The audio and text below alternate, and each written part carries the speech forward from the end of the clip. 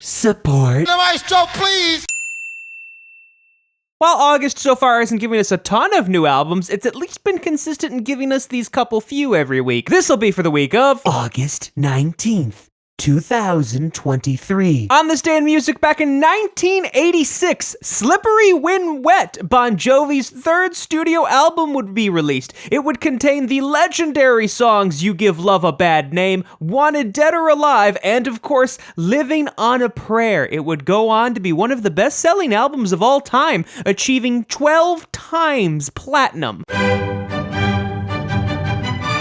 Currently on the charts, the album that has had the most week on the chart is the soundtrack to Pride and Prejudice with 253 weeks. Don't mean a thing if it ain't got that swing. There always seem to be a few new jazz albums that pop up, at least in the top 25, that's the entirety of the chart, but I get that it's hard to compete with like Frank Sinatra, Louis Armstrong, and Miles Davis. Singing.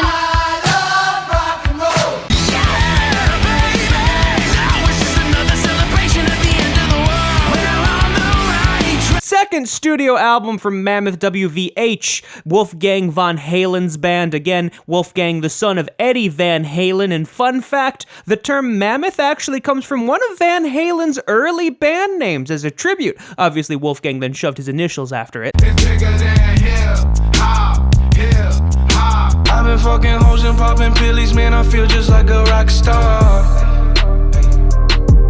Oddly enough, we just went over Post Malone's new album. I guess we're now going to talk about his compilation album, given it was released back in April, both in a standard edition and a deluxe edition that includes an additional 9 tracks. Good thing to note here is that, yes, Chemical from Austin is actually included on this album as well.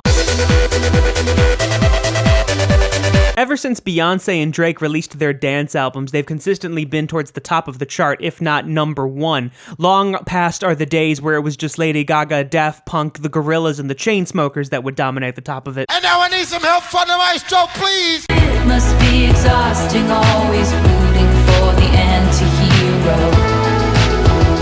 Fun fact, in every country this album charted, it got to number 1, except in Croatia where it got to number 2, Hungary where it got to number 4, Japan where it got to number 7, and South Korea where it only got to 81. You need to hear me out, and they said speak now.